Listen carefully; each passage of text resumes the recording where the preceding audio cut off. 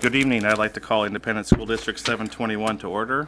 Please note that all school board members are present. Let's stand and say the Pledge of Allegiance. Pledge allegiance to the flag of the United States of America and to the republic for which it stands, one nation, under God, indivisible, with liberty and justice for all.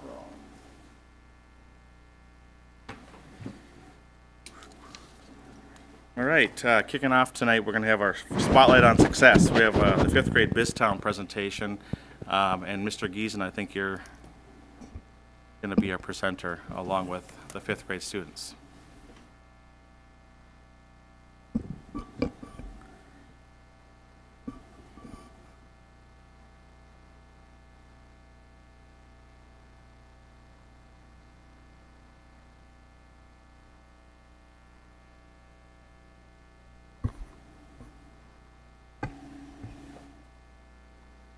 All right, good evening, and thank you, New Prague Area School Board, for inviting us for the spotlight tonight. We're excited to talk about BizTown and a recent field trip that our fifth graders went on. I want to introduce our two teachers, Lisa Sneen and Terry Wagner. I'm going to let the kids introduce themselves in just a little bit. But Terry especially put in for a grant last summer. And this was for all of our fifth graders to experience this BizTown field trip, and it was over $3,400 that was awarded by Minnesota Valley Electric that allowed our kids to participate in this field trip at very little cost. And we'll talk more about that later. But this is the second year of our fifth graders in New Prague attending BizTown, and the goal of this field trip is really to provide a real-world opportunity for our kids to be in a functioning community, really through their lens as fifth graders. And so, again, this has been a great opportunity for 2 years in a row and something that we're hoping to continue moving forward. So, again, thank you again to our kids, who I'm going to have introduce themselves in a second, and their parents for allowing them to be here tonight.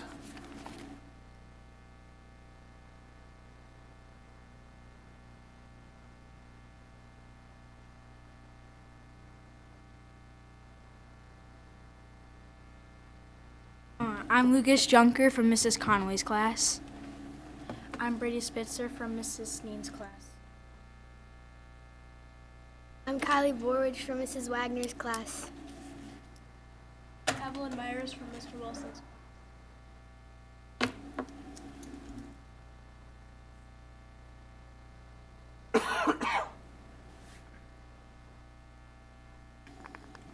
Four components to the BizTown curriculum that we taught them for about 10 weeks in fifth grade. All four Falcon Ridge fifth grade teachers taught the four components. And the first one is financial literacy. And Brady and Evelyn are going to share a little bit about financial literacy. Learned about financial literacy, writing deposit slips and checks, and tracking our spending. I also have money to spend money. Oh, the irony. That's a good lesson. Wait, let me write that down. The checking accounts allowed us to deposit money, and we could draw out money to pay bills and make a purchase. The second component went right into community and economy. And Lucas and Kylie are going to talk about that. We learned a lot about how businesses need to design products that will sell. We also learned about business running efficiently to make a profit and what you do when you run out of materials and need more time.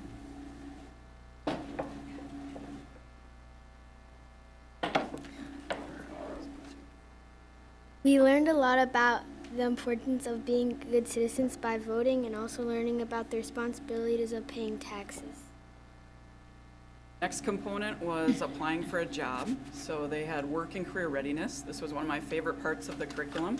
They were able to interview each other and step up as CEOs and CFOs. So Brady and Evelyn are going to talk about that.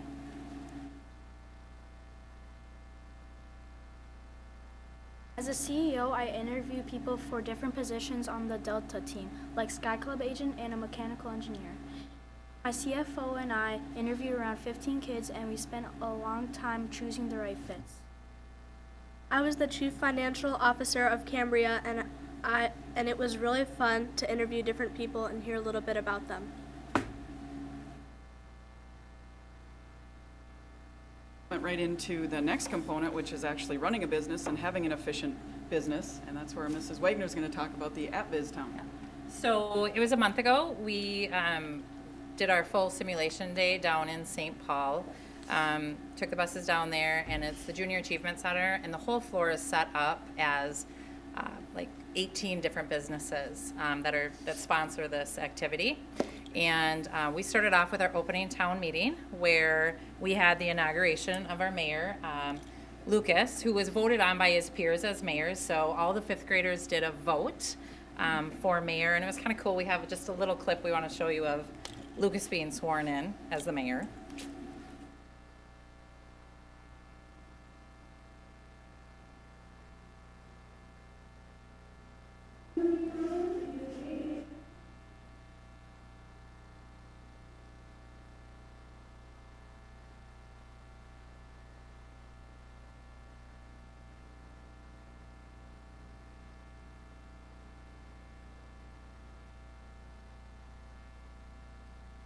Want to talk a little bit about what you did as mayor?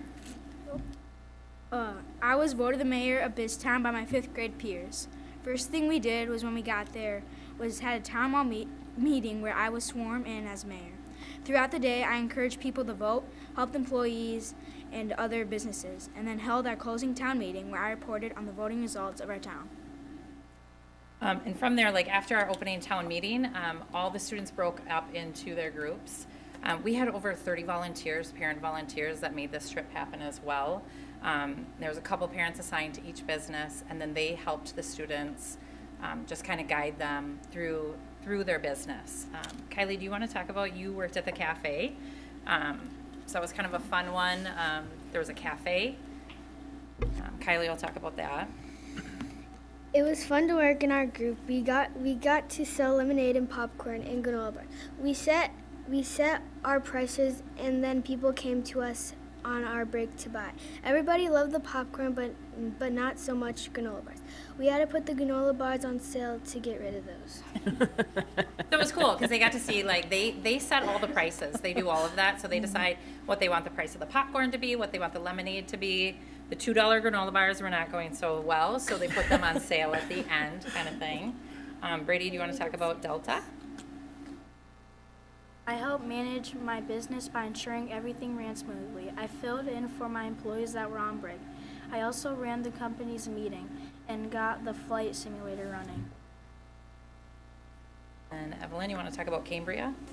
I worked at Cambria as a chief financial officer, and I wrote the paychecks, and people could buy countertops.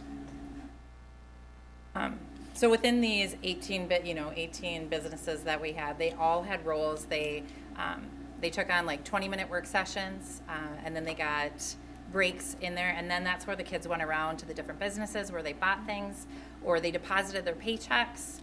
They learned about opening up savings accounts, like all great things. And I think the highlights of the day they'd really like to share with you too. So Evelyn, do you want to start with your what your big takeaway was? I like the buttered popcorn. My favorite part of the experience was how everyone worked together so well. I love meeting with other businesses and picking an employee of the day. I remember being nervous at first, but then everyone went a great day, and it was an awesome field trip. Reflecting on this, I really like the team building. I mean, you can see the leadership that they stepped up, and it's a real world experience where you have to get along, work together, pay off a loan, run a business, so all real life skills that we use every day. And really that leads into like the functioning community. I mean, the things that they learned kind of to start out and then to kind of build upon, even the conversations that could take place at home, maybe asking parents about a checking account or a credit card, or you know what I mean, right? Because they all just think we have this endless money on these credit cards or whatever it is. So just kind of having those conversations too, and maybe opening the door to that at home as well. And really, above all, like we really feel like our takeaway too is just it was a fit for all kids. It was amazing how engaged every student was at BizTown. There was a job for each student, and it was really cool to see everyone excel in those individual positions, as well as then work together as a team. So the collaboration that they did was phenomenal, and the guidance too of those volunteers that we had that day, like kudos to them too, because they really took on a role and helped us out a lot. So. You know, and really, like, we loved this trip. Mr. Giesen did talk about it. There was the MVEC Roundup grant, which was a huge blessing to have that. The $3,420 that we received, we split that equally. We gave parts to Falcon Ridge, Eagleview, and Ravenstream, so made it possible for all of them. And then, like, specifically, our Falcon Ridge PAC helped support the rest of the piece. So nothing fell on to the parents to have to pay out of pocket or do anything like that with it. And we just so appreciated that grant and that support from the PAC coming through. And just try to get at a microphone here. On a final note, we'd like to try to continue a field trip like this and try to make it almost a landmark type of opportunity where every fifth grader in New Prague gets to experience this as a culminating piece of their elementary experience. So how we do that right now, we're not exactly sure, but we're 2 years in, and Terry hit the nail on the head. When you talk about all kids being engaged, I saw it last year because I did attend last year, and I'd never seen anything like it. It was really, really amazing. So, yeah, it's it was a great day, and we're excited to hopefully keep this going. So let's give these four right here a nice round of applause.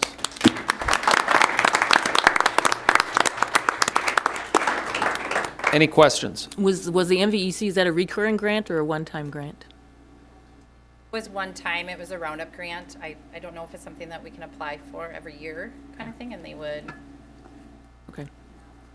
allow it. Was it just New Prague fifth graders that were there that day? Yeah, so depending on the number of students, like some schools will double up, just, you know, depending on the dynamics of the schools. But for New Prague, we all have that floor. They actually have 2 floors where businesses sponsor different floors. And so we had the entire floor to ourselves that day. It was great. And I think after next Wednesday, all of our fifth graders will have had a chance to experience BizTown. I was there with Ravenstream a couple weeks back, and it's a really impressive spot. So, and really impressive students. Thank you for being here. Not only did you get to come and present in front of the board, now you get to be the coolest kids at Falcon Ridge with these New Prague Way sunglasses. Ooh. So let's come on up and get a pair of these. Not everyone's going to get one in 5th grade, just you 4 for being here, but there you go. Congratulations, thank you. I'll put them on and take a picture. They think you're joking. Put them on and take a picture. Janelle will take a picture with you. Will you take a picture? I would love to, but only if we can put the sunglasses on. Good. Thank you guys so much. Thank you. Thank you. You. And as we're taking a little picture, I'd like to invite Coach Cam Stoltz and the soccer team to come up, and we'll get started. We'll transition into recognizing our state tournament boys soccer team. Perfect.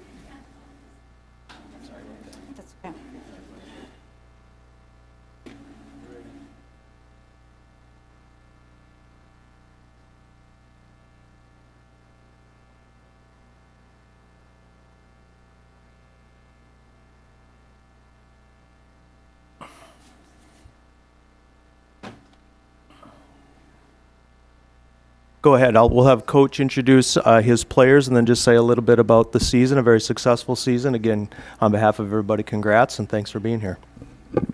Yeah, with that, thank you for having us. It's an honor, especially the way our season ended. And as I have to tell the boys that 63 of the 64 teams end their season with a loss. So it was a departure at losing that game, but we didn't get together. But we had a banquet a couple weeks ago. Had some fun and recognized some players and so forth. But I'd like to introduce our guys, and I'll just say a few quick words.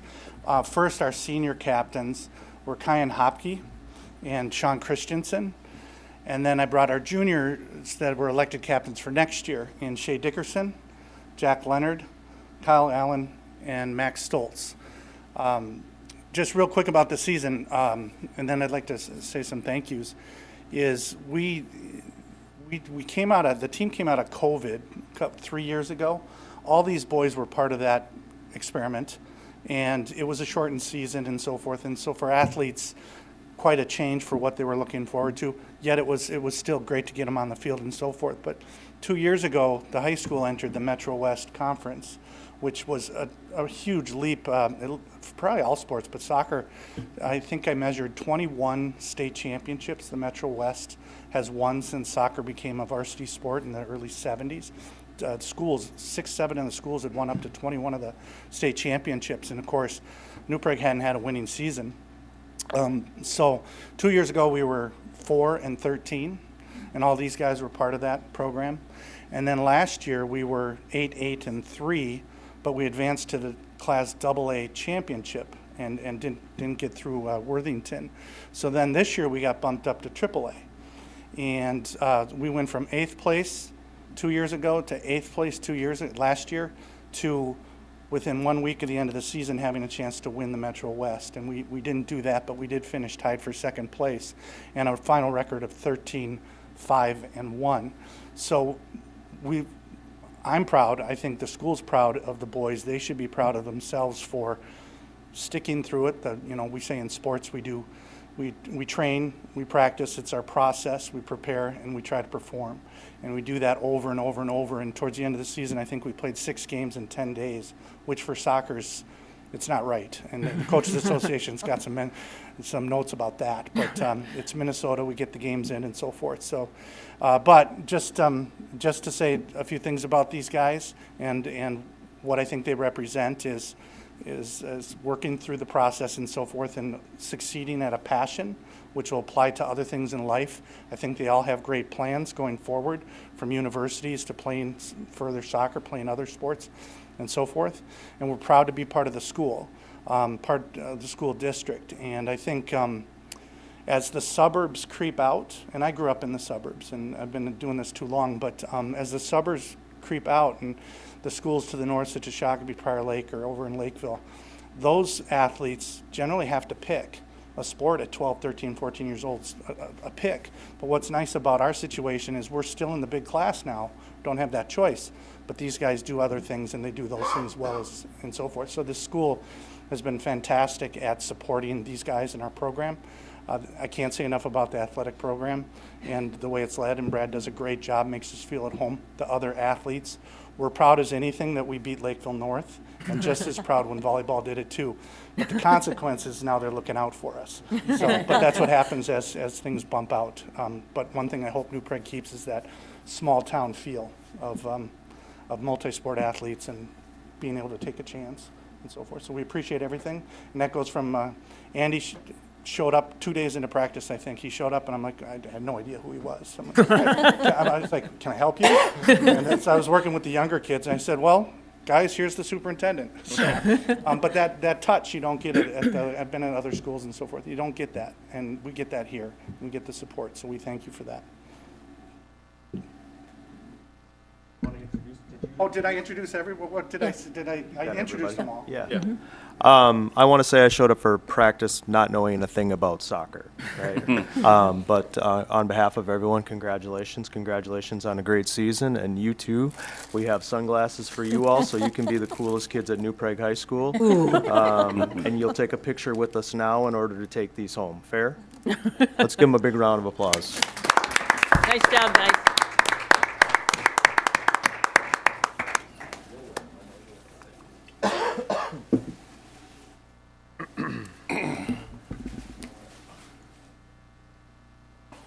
Last thing I'll tell you to do this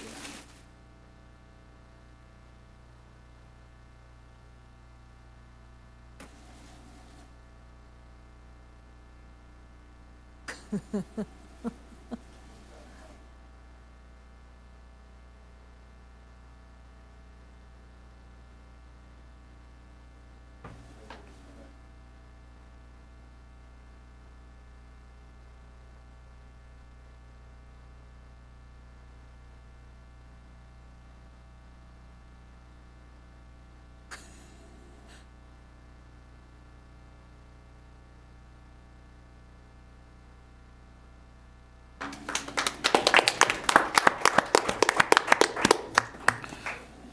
Thank you very much for sharing. All right. Next on the agenda would be the open forum, which we don't have any tonight. And then I would entertain a motion to approve the agenda. So move. Second. And first and seconded. Those in favor signify by saying aye. Aye. Those opposed, motion carries. I'd also entertain a motion to approve the consent agenda. So moved. Second. And first and seconded. Those in favor signify by saying aye. Aye. Aye. Those opposed, motion carries. All right, board committee reports. Southwest Metro, No meeting this month. okay. How about CPAC? No meeting either. Community Ed, No. okay. Legislative, no. Early Childhood Community Coalition, No. nothing, yeah. Joint Powers, Nope. okay. Equity Committee, I do. I got this from Tremaine. Through our American Indian Education Aid, we purchased 4 native learning trunks. 1 trunk for each elementary school and 1 for the middle school. They are a fur trader trunk that will be in the schools. The topics that can come up in this trunk can be more advanced. The Ojibwe versus Dakota trunk is a comparison of the 2 tribes. The items in the trunk will help students to visually understand and see the difference. The Regalia trunk shows several different, I hope I pronounced that right, different outfits for students to learn about the various regalia and the stories about them. The Buffalo trunk has all the parts of the buffalo in it and explains how the Plains Indians used the buffalo to survive. This trunk helps with the advanced discussion with the older kids when the buffalo were killed off. These trunks give a hands-on experience with the materials in each trunk, helping to see things from an American Indian perspective that fits the curriculum. perfect. District Advisory Committee at all? No. Okay. All right, Superintendent Walmuth. I don't have a lot since the last time we got together was just a few weeks ago. I will say that, again, tonight was an example of the very successful athletics and activities season that we had. I talked about BizTown last week as well. Mr. Skogerbo wasn't able to be here tonight. I think he's at the band concert or the music concert as we speak at the high school, so he gives his regards. But he gives me an update on participation in our winter athletics. We have over 320 students participating in several different activities and athletics at the high school level, which I think is great. And that participation level has grown by about 30 students in comparison to this time last year. So many thanks to our coaches, our parent volunteers, our head coaches, assistant coaches. It's a lot of work to pull these off and to do them well, like we're seeing. And so we're really fortunate to have the coaches that we have, the investment from the athletes as well as their parents. But that's just one thing that I wanted to note tonight as well. Okay.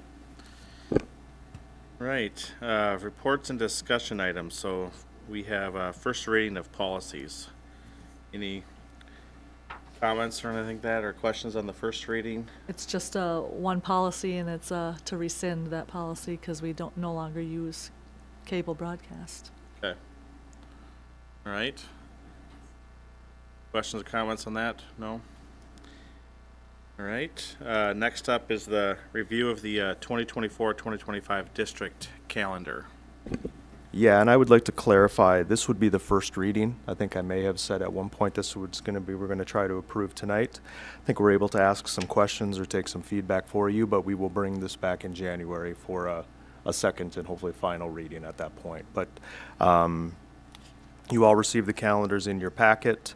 Really, it came down to there's still some uncertainty about understanding the READ Act legislation and how that plays out in terms of where conferences would be placed. Really, the final 2 options that we came down to had, very simplistically, one had a spring break and one did not have a spring break. And so we prefer the spring break option, and that does force us to have a end date that would be after Memorial Day. It's really hard to accomplish next year a pre-Labor Day start, having a spring break, and a pre-Memorial Day finish with the amount of professional development that is going to be expected from us with the READ Act, which we're still trying to understand. And so the draft that you have, or the calendar that we're proposing, does have a spring break. I believe it's the last week in March, and it does have us ending the school year after Memorial Day. We do plan, I'll say one more thing, then I'll open it up for comments. We do plan to send a survey to all stakeholder groups, but again, we're trying to understand READ Act legislation and how that's going to play out with our calendar before we send something out. And so that won't affect the 24-25 calendar. That would be what we would use to develop calendars going forward. I'll open it up for questions or comments that you may have. So one piece I have a question on. So in there it has, I think you made a comment that we might have to move some of our conferences potentially. And so right now, are they just slotted in there at the old dates? At least that's what I saw. And then those might change yet. Would we know those dates by the final approval, or would we have to make amendments to the calendar after January? I'm going to look at some of my calendar committee colleagues. I think if we try to approve this at the organizational meeting in early January, then we would have to make some amendments after. If we can wait until the business meeting, which would be later in January, I think it's the 22nd, we may be able to have all of those identified by then. Okay. Is that fair to say?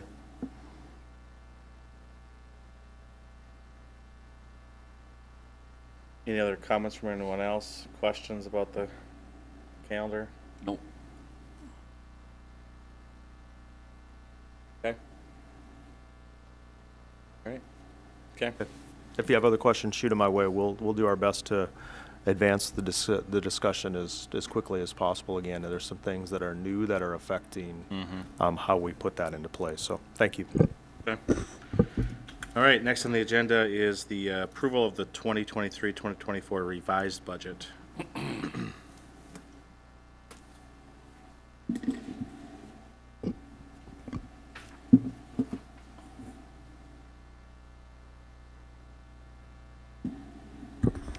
Okay, good evening. Tonight, I present the 23-24 revised budget for approval. I would normally have funds 2 and 4 as well tonight. However, we just ran out of time with everything that's been going on, so I'll bring those in January. They're working on them right now. What I try to do here is just summarize the main changes from when we established the preliminary budget in June. As you know, that's required by law to have a budget by June, but we don't know all of our staffing, and we don't know enrollment, and there's lots of things we don't know. So this kind of trues it up for us. So just summary of the main changes from the revenue budget. The local revenue increased $312,000, mainly due to that workers' comp refund of $290,000, and I also increased the interest revenue. I think it'll be high. The interest revenue will be higher than that, but I always like to be conservative on the revenue side. I decreased state education general ed revenue, as told to you during the work session on my enrollment projections, and that does reflect the lower than projected enrollment for this year. Other state revenue increased about $357,000, primarily due to the summer unemployment income aid that was new this year. And I'm estimating that to be about $175,000. There's also an expense for $175,000. There was some other revenue categories due to the state legislative session that I didn't have final numbers on, so I added those in. And then I increased the federal revenue by about $50,000, and that's just based on how the expenditures are coming in. You know, revenue and expenses equal each other for federal grants. And then just as a reminder, the COVID federal grants will be gone after this year. We only had about $75,000 this year, and that will be spent on extra helps for students, targeted services, summer school, those types of things. And they have to be spent by September of '24. And that's what you're hearing in the news about the fiscal cliffs that districts are having. And we experienced our fiscal cliff a little bit earlier than most because we didn't get as much revenue, so that is not an issue for us. Sandy? Yeah. What is the cost of summer unemployment to the district? But I see that we have aid of $175,000. What is the, do we have any idea what the cost will be? Yep, I'm anticipating $175,000. So it'll be a wash. Should be a wash, yep. We will get reimbursed for actual up until that pot of money runs out. This year, they're anticipating paying out $40 million of the $130 million, I believe it was. But that $40 million is pretty low compared to next summer because people didn't find out about it. It went into effect like May 28th, which was the Sunday that after the legislative session, so a lot of employees didn't know. In our district, we already had our summer staff scheduled, so a lot of those were not eligible right away. So as a whole, at the state broad level, we expect that $40 million to could even double next year. So that will quickly deplete that pot of money the legislature set aside to pay for summer unemployment. And as a reminder, we can't levy for that. We can only levy for our regular unemployment costs, not due to summer employment. And we will be able to, when the pot runs out, charge some of our special ed summer unemployment to special ed. So there's a % reimbursement from the state, but everything else will be on the district. Any other questions on that revenue? Sounds like another unfinanced mandate. It is. So our unassigned revenue decreased $178,000, and that's due to basically the lower enrollment with some other additions, and the total general fund increased $159. So you can see the revenue mainly landed in the unassigned, the regular accounts. So we have the summary then of the general fund expenses. I updated the salary and benefits for current staff. I see a typo in here, which I sincerely apologize for. I was going to change it, and then it just it didn't happen. I assumed a slightly higher salary increase than in preliminary budget. So it kind of says, you could read it the opposite without that word "than." So I just wanted to make that clear. And just seeing how everything's coming out, negotiations wide in the state and all that. Andy and I felt we had to increase that a little bit. Salaries increased $657,000.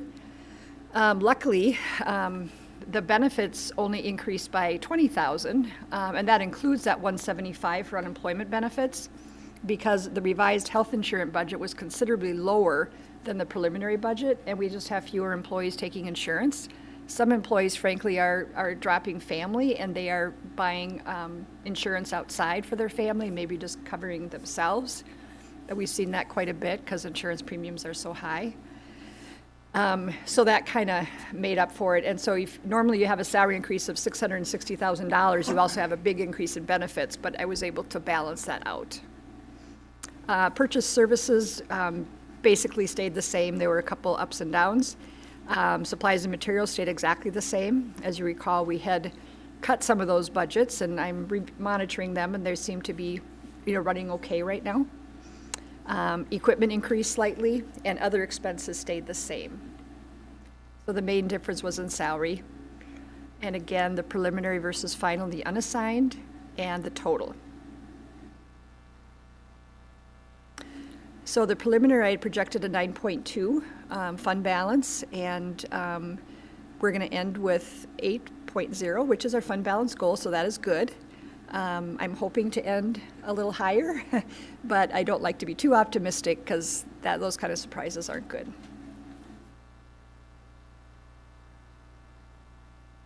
We did have a contingency fund of $250,000 this year, and I have been using that. We currently have about $105,000 left, so we've spent just over half of that. We spent some on Edmentum, which is the new online program at the high school, so we're saving where students are staying here versus going to like Blue Sky Online or some other Northern Star Online. And that has really worked, by the way. It's really helped our enrollment at the high school. Fourth grade teacher at Ravenstream increased towards the middle of August, and so we increased a section there. the professional levy survey.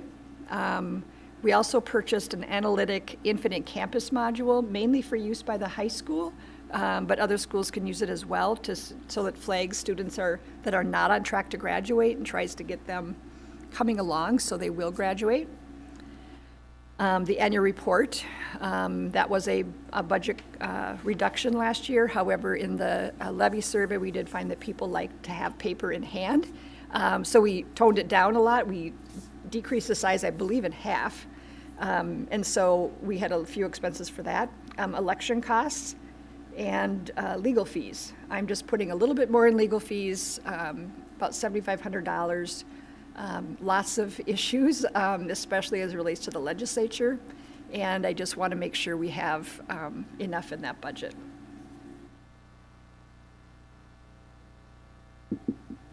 So here's that general fund year-end balance. The blue is the total, and the red is the unassigned. So you can see we're going to about end up right at our goal of the 8%. Then we have our reserve and restricted and committed accounts. Staff development, we usually spend all of that. LTFM, you remember we fell slightly below zero on that just because we moved up the high school project a little, high school tennis court project a little bit. And this year we should end with over $100,000 in that balance, in that account. Operating capital should drop some. We usually don't spend all of our operating capital budget because things, your plan costs and then they don't come in quite as you planned. So I'm hoping for a higher budget or balance on that account. Gifted and talented, pretty much no change. Safe schools, we are spending down some. We can now spend some on some staff, and that was part of the budget reduction process last year, is moving some of our staff to that fund. And then severance stays stable at the $78,182. And again, as I said, Fund 2 and Fund 4 will be presented in January. And that's it. Any questions at all that I can help you with? Comments or any questions on the revised budget? Okay. Yeah. No, it's a very thorough job of all the changes from the preliminary or the one to be done in June, so. Yep. I would entertain a motion to approve the budget as presented. So moved. Second. And first and second, those in favor signify by saying aye. Aye. Those opposed, motion carries. All right, truth and taxation presentation. Thank you. Okay, so per Minnesota Truth and Taxation Law, we are required to have a public meeting on the proposed tax levy, and it has to include discussion of the taxes payable for the next calendar year, the current year budget, which I just presented, and provide opportunity for public comment. First, just a quick review of where we receive our revenue, what percentages. So in the general fund for 22-23, which just became available like the end of October, state revenues, and this is just the general fund, is 81%, and local property taxes is only 12%. But if you look at the entire all funds, you can see the property taxes goes to 21.4, and that's because of our debt service payments on our bonds. That increases quite a bit. So we have several types of levies. We have the voter-approved levies. These are bonds for building projects, and then we have operating levies.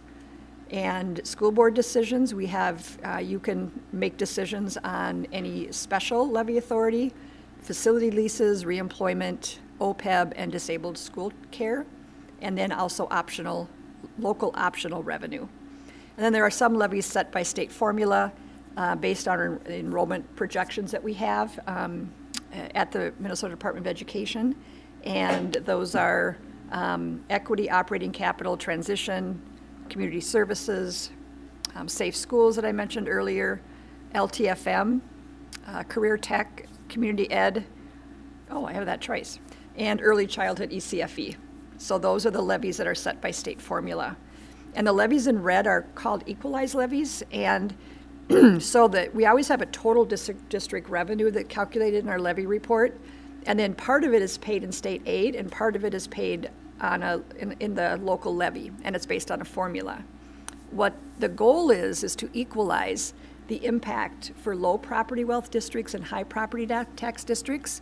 It hasn't worked real well because, it just hasn't worked real well, and we always ask for an increase in that in the state legislature, but it has to be approved by the tax committee and the education finance committee, and they always have a net zero target for tax. And so the state aid portion would go up, and that impacts the overall education spending. So very tough to get that changed, very hard. So our final levy, the general operating levy, is just over $6 million. It's a slight increase of $67,000. And as I reported in September, we have lower enrollment, so we have a higher levy versus aid. Prior year adjustments due to lower than expected enrollment. We were levying for 2 years out, really, because the 24 levy is for 24-25, and we set the base in August. So if our enrollment varies from that base, then we get prior year adjustments. Community services went down by 7% or $27,000. And the overall revenue did increase, but in fiscal year 25, some will be paid as state aid. That's the first time that's happened since I've been here.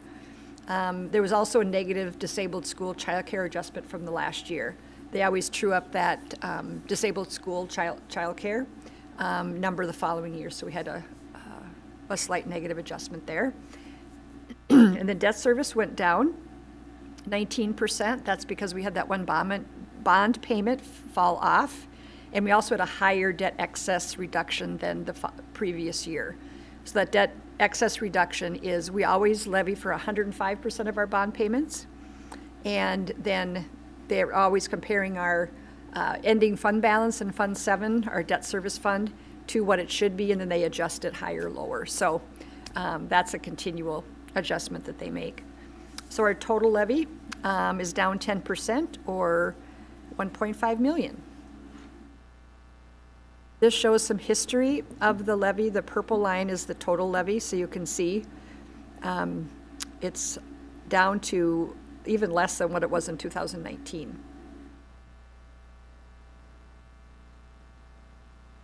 Then what percentage is board approved versus voter approved? Right now we have 58% voter approved and 42% not voter approved, and that's because of the bonds debt service payments. Levy by fund, we have the debt service at 50% and general fund at 47%, and then community services at 3%. Estimated tax impact has not changed from when I presented in September. We get new what ifs from Scott County, but it didn't change.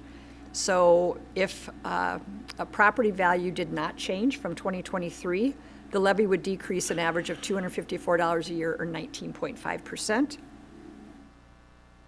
Then we have an average home value in the city of New Prague was $325,300 last year. And if the home value didn't change, they would save $157 a year. If the home value increased slightly, it would go up or go down only $142.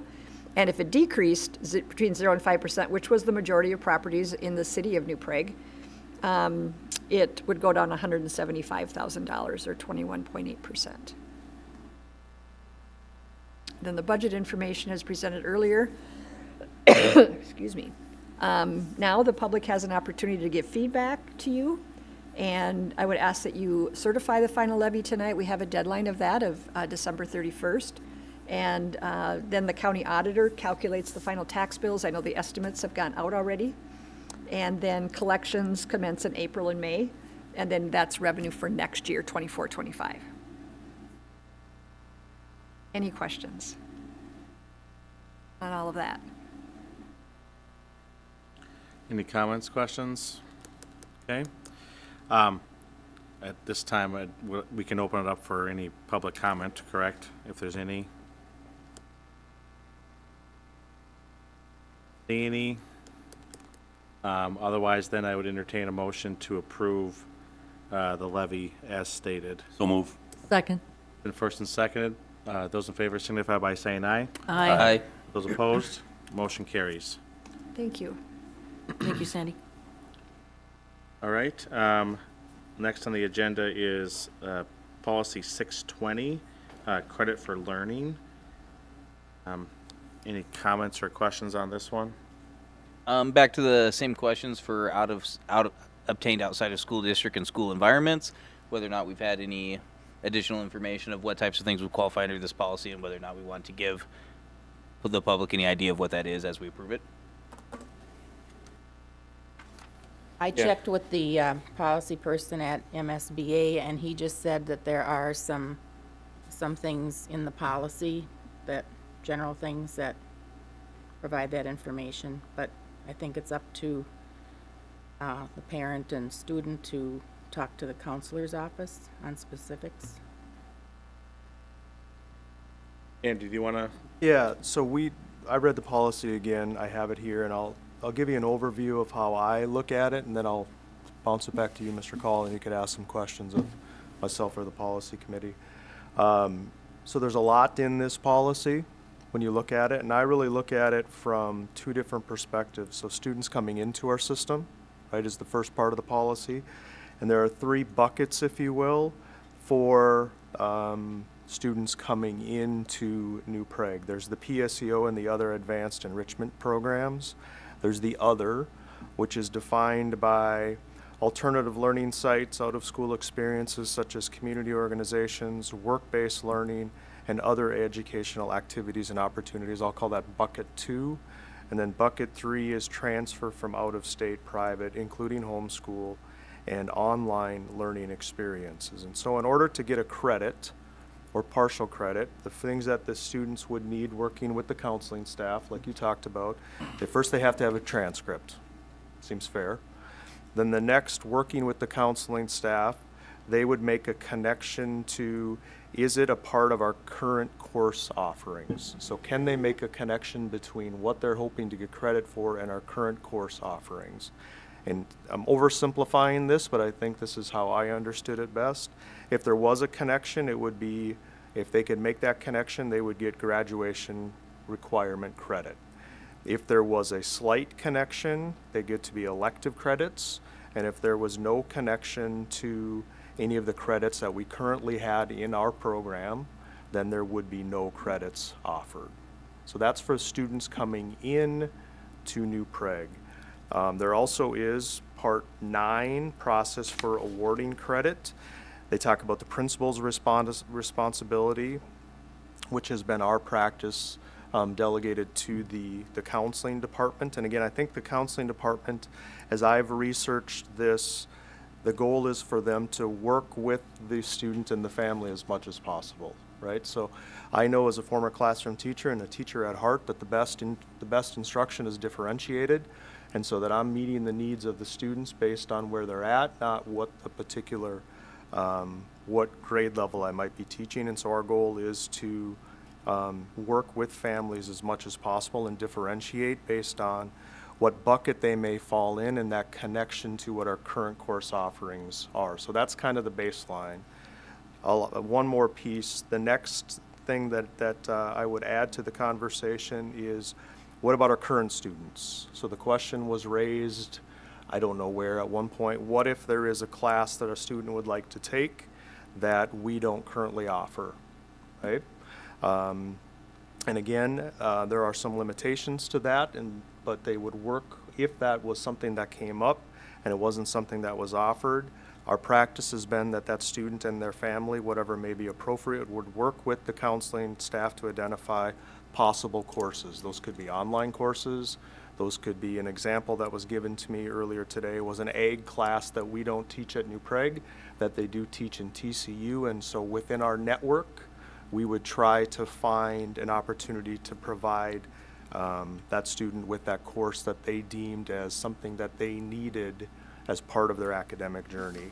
The one benchmark, the one test that is out there, and it talks about this in the policy, is that that course needs to be taught by a licensed Minnesota teacher in an accredited institution. And so that's the baseline, if you will, that they would need to be, that course, in order to get credit, and we would be willing to work with that, would need to be taught by a teacher who has a Minnesota teaching license, and they would obviously be working for an accredited institution. I'll bounce it back to you for questions. So, so outside of school district and non-traditional learning that's alluded to in the policy, you know, let's say work, you know, if they want to get experience in work and have that count towards credit, that's on a per case basis with the counselor, or that's not allowed because it's a non-licensed teacher and it's not a traditional course. Does that make sense? The question? I'll do my best to answer your question, but I have a clarifying question, and I'll look at my policy committee members to jump in. So your question, Mr. Call, is about a current new preg student. Right? That is correct. Okay. Yeah, I think all would apply for current students. You know, for outside learning environments, you know, because if they're not in the district. Right. But the policy is pretty comprehensive. So the way that I have made this make sense to myself is people coming into the system as well as people in our system. But your question would be for people who are in our system, correct? Yes. So my understanding and the way the policy reads, and I think this is open for discussion at the table, is that we would differentiate to try to find an opportunity for that particular student if that's not something we offered. But in order to get credit for that, it would need to be taught per the statute by someone who has a teaching degree from the state of Minnesota and is part of an accredited institution recognized by the state of Minnesota. Does that answer your question? So when we say other learning environments, we're talking about other learning environments with licensed teachers only. That's my understanding per the statute. Policy committee, is that? That's the way I understand it. And so when we give credit, because we have work release in some programs, I understand currently in the high school, is that a true statement where they're doing work outside of the school for credit to some degree? Do we do that in our district at all, or is that not done? I would have to research that. Mm-hmm. I think the class is I think it's part of a class, though. Yeah, it is. Yeah, there's a supervising that's being teacher that would be facilitated by a licensed. teacher. Right. So, yeah. Understand. Yep. Yeah. They didn't, yeah. Right.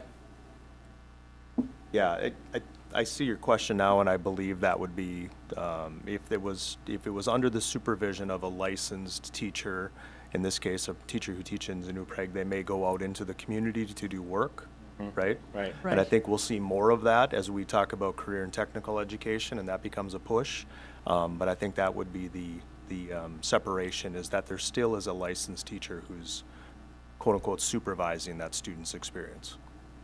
Perfect. And for me then, in our purpose statement, when we're talking about other community organizations and things like that, to me that seems way out of place if what we really mean are only organizations that are supervised by a licensed teacher. And so I think we could clarify quite a bit if we eliminate that out of our purpose statement in order to focus in on learning environments that are only under the purview of licensed teachers. But I think it makes sense, though, right? I mean, because I think we'd want to work with those other institutions. So if something comes on the horizon, for example, like we want to work with Chart in town or, you know, whoever, Scott Equipment, we would want to facilitate that with that employer and make sure it's overseen by us as we're offering that credit, or another institution that, because otherwise, I mean, to me, I don't know, it would be difficult to make sure we're vetting that program. I think as an institution, we want to make sure that it's well vetted, and we make sure that there's like curriculum being taught, or that things that's meeting different standards that we want to make sure we're doing. Absolutely, but I think when we say that, when we say we're trying to recognize credit from other community organizations, work-based learning, other stuff, you know, what we're really talking about is we're going to create a curriculum, and then we might use outside resources. The way that purpose paragraph reads is there's other resources that our children are participating in that do great things, and we want to recognize those community inputs in their own right. You know, and what it sounds like is our policy is designed to say, if the community organization is affiliated with the school directly, then we want to recognize it, not just other community organizations, if that makes sense. I think it could be affiliated with other institutions like TCU or another accredited institution. Yeah, like, Yeah. but we're really saying not other community organizations. We're saying community organizations under the purview and supervisions of accredited institutions or licensed teachers, right? And that's Yeah. significantly more restrictive than saying we want to broadly recognize the achievements of our students and give them credit for the cool stuff that they do in our community that, like the example of music lessons. There's people who have done 4, 6, 8 years of music lessons. I think it's very high quality teaching that's Downtown Sound does.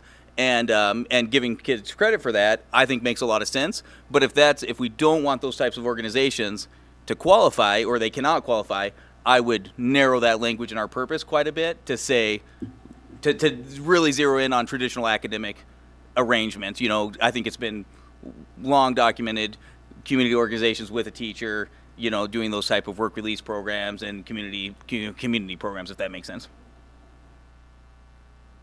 Okay, correct me if I'm wrong. I'm just throwing this out here, people. The purpose is a general statement, but below the purpose is defining exactly what we're talking about. Talking about accredited schools, it's giving the detail. So I think our purpose statement should say what we are trying to accomplish, and then below is how we're trying to accomplish it. And when we say we want to work with other community organizations, I think we drop that on every concrete action we take after we say we want to recognize all these wonderful things. I don't see any need to change the purpose statement. I don't think I would, I think I agree. I don't know that I would like to narrow it to something. I'd rather leave it more broadly drawn with the idea then that the rest of the policy determines the details of it. I don't like the idea of narrowing it.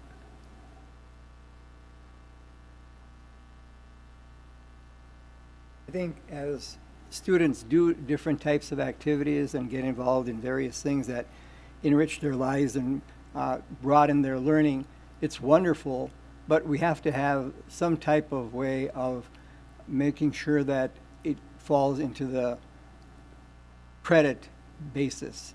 In other words, there has to be some standard that we have to meet for those experiences that they have.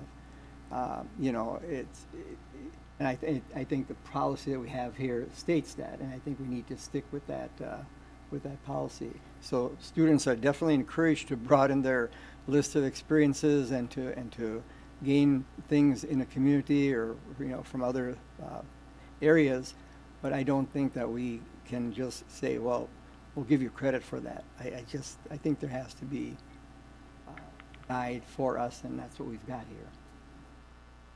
Totally agree. Just wouldn't necessarily say that we want outside community organizations and consider it if we're not going to. Just truth in advertising. We either will accept experiences out of school or we will accept experiences that are school controlled. And I'm cool either way. I think it's really hard to accept outside of schools, but I wouldn't say that we're willing to consider out of school experiences and community organizations if we're really only willing to consider school controlled ones. And that's just my only point with why I would consider narrowing the purpose, because if you leave the purpose this broad and actually implement it, it's really tricky, right? I concede that point across the board, very, very tricky. But I wouldn't say we're interested in it if we exclude every outside of school or school controlled item right off the bat in our policy. But I'm cool either way. If I may, because I hear what you're saying, Mr. Call, and I think that one of the things that we've talked about and we will continue to talk about is how we change our course offerings to make sure we're meeting the needs of an ever-changing workforce, and that means being more intentional about working within the community. My one reservation about taking that out is that's where we're going to continue to grow to, and to your point, just because it says that it's there doesn't mean that we're accepting it or we're denying it.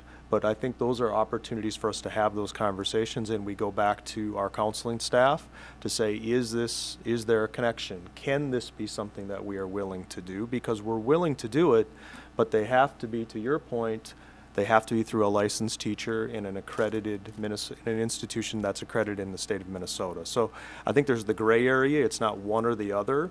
I would say this gives us the opportunity to look at those non-traditional learning experiences, which I believe will only grow in the years to come if the trend continues. That's just something I offer. I agree. All right, I would entertain a motion to approve this policy 620. So moved. Second. It's been first and seconded. Those in favor signify by saying aye. Aye. Those opposed? Nay. Motion carries 6-1. All right, I'd also entertain a motion to adjourn. So moved. Second. And first and seconded, those in favor signify by saying aye. Aye. Aye. Those opposed? Motion carries.